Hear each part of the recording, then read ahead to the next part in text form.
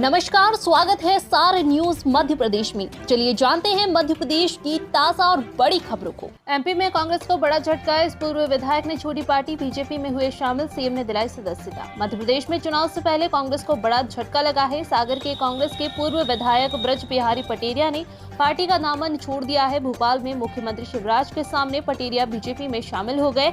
नगरीय प्रशासन मंत्री भूपेंद्र सिंह भी मौजूद रहे। पटेरिया के बीजेपी में शामिल होने को लेकर कांग्रेस ने हमला बोला है। मध्य प्रदेश सरकार की अन्नदूत योजना से बेरोजगार युवाओं को यूं मिलेगा फायदा। आपको बता दें कि वर्तमान समय में 120 परिवहनकर्ता द्वारा 230 केंद्रों से खाद्यान्न को राज्य में उचित मूल्य वाली राशन की दुकानों तक खाद्यान्न पहुंचाने का कार्य किया जा रहा है, जिसकी वजह से कभी कभी परेशानी का सामना भी करना पड़ता था। लेकिन अन्नदूत योजना के तहत इस दिक्कत को खत्म किया जाएगा। क्या है शिवराज सरकार की गांव की बेटी योजना? 5,000 रुपए पाने के लिए ऐसे करे आवेदन। मध्य प्रदेश की शिवराज चौहान सरकार राज्य की ग्रामीण मेधावी बेटियों के उत्थान के लिए कई शानदार योजनाएं चलाती है। इन योजनाओं से बेटियों की स्थिति सुधर रही है। इसी क्रम में मध्य प्रदेश सरकार गांव की बेटी योजना चलाती है। इस योजना के तहत मेधावी छात्राओं को नगद सहायता राशि दी जाती है। यह योजना सरकार के उच्च शिक्षा विभाग द्वारा संचालित है। जानिए गाँव की बेटी योजना के आवेदन, लाभ, जरूरी दस्तावेज सहित अन्य महत्वपूर्ण जानकारी। बीजेपी प्रदेश संगठन की मंत्रियों के साथ बैठक। 4 जनवरी को भू अधिकार आवास योजना का बड़ा कार्यक्रम होगा। मध्य प्रदेश में 2023 के विधानसभा चुनाव की बीजेपी ने तैयारी कर ली है। शुक्रवार को प्रदेश बीजेपी संगठन ने सरकार मंत्रियों के साथ संगठनात्मक बैठक की। इसमें मंत्रियों को प्रभार वाले जिलों और क्षेत्र में काम करने के निर्देश दिए गए हैं। प्रदेश कार्यालय में प्रदेश शासन के मंत्रियों की संगठनात्मक बैठक हुई। बैठक में प्रदेश प्रभारी मुरलीधर राव, प्रदेश अध्यक्ष विष्णु दत्त शर्मा, मुख्यमंत्री शिवराज सिंह चौहान और प्रदेश संगठन महामंत्री गीतानंद शर्मा ने मंत्रियों को नई ऊर्जा के साथ चुनाव की तैयारी शुरू करने को कहा। सैकड़ों 12वीं टॉपर्स को लैपटॉप नहीं दिए क्योंकि मंत्री जी का मूड बदल गया था। कहने को तो लोकतंत्र में सरकार के मंत्री जनता के साथ न्याय करने और अन्याय को रोकने के लिए होते हैं, परंतु कभी कभी वह स्वयंभू भी हो जाते हैं। मुख्यमंत्री मेधावी विद्यार्थी योजना के तहत सैकड़ों स्टूडेंट्स को टॉप करने के बावजूद लैपटॉप नहीं दिए क्योंकि मंत्री जी ने योजना में एक ऐसा बदलाव कर दिया जिसका लॉजिक शायद ही किसी को समझ आए। राज्य शासन की बड़ी तैयारी। सीएम शिवराज ने अधिकारियों को दिए निर्देश, समय पर पूरा कार्य हो, सभी जिलों को मिलेगा लाभ। मध्य प्रदेश में विकास कार्यों का दौर जारी है। लगातार हितग्राहियों की सुविधा के लिए सरकार द्वारा योजना के संचालन के निर्देश दिए जा रहे हैं। प्रदेश में जल जीवन मिशन द्वारा एक उपलब्धि हासिल की गई है। इसी बीच एक बार फिर से मुख्यमंत्री शिवराज सिंह चौहान द्वारा जल जीवन मिशन में स्वीकृति के लिए शेष रही परियोजना को शीघ्र स्वीकृत कर ग्राम को पानी पहुँचाने के निर्देश दिए गए हैं। फार्मागेट ऐप से किसान घर बैठकर बेच सकते हैं उपज, मूल्य व फसल के रखरखाव की मिल सकेगी जानकारी।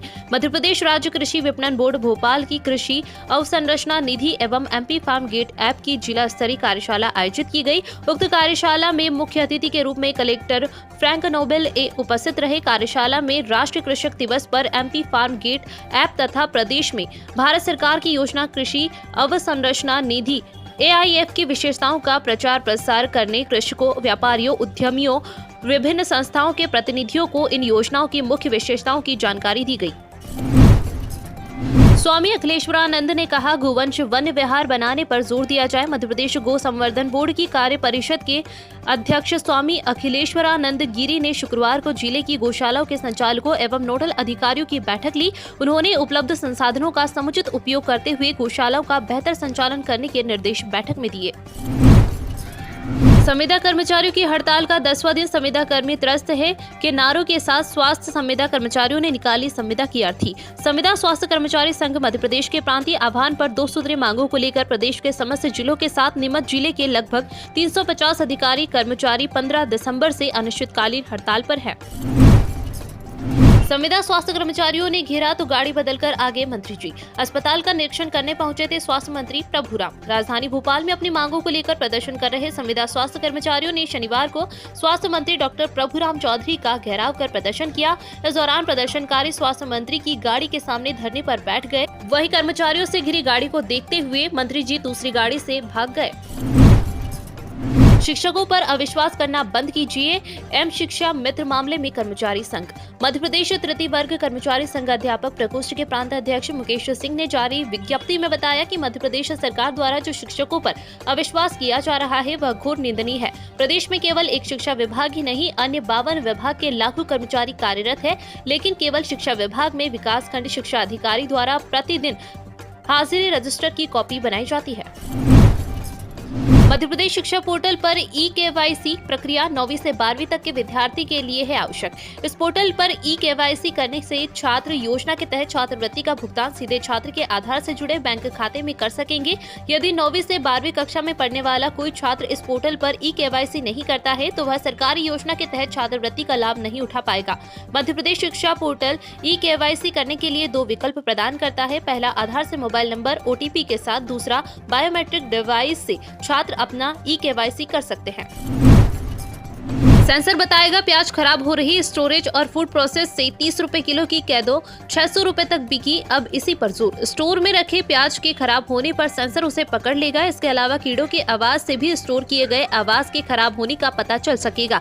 देश भर से मध्य प्रदेश की राजधानी में जुटे कृषि वैज्ञानिकों ने इस तकनीक को आगे बढ़ाने की बात कही। इससे प्याज समेत अन्य फल, सब्जी और अनाज को खराब होने से भी बचाया जा सकेगा।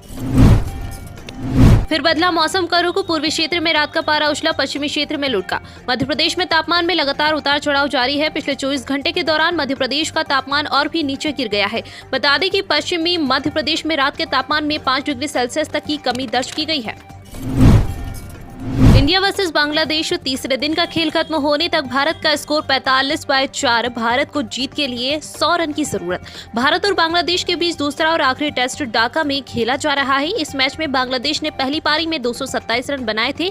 इसके जवाब में भारत ने 314 रन बनाए। दूसरी पारी में बांग्लादेश की टीम 231 रन बना पाई है और भारत के सामने 145 रन का लक्ष्य रखा।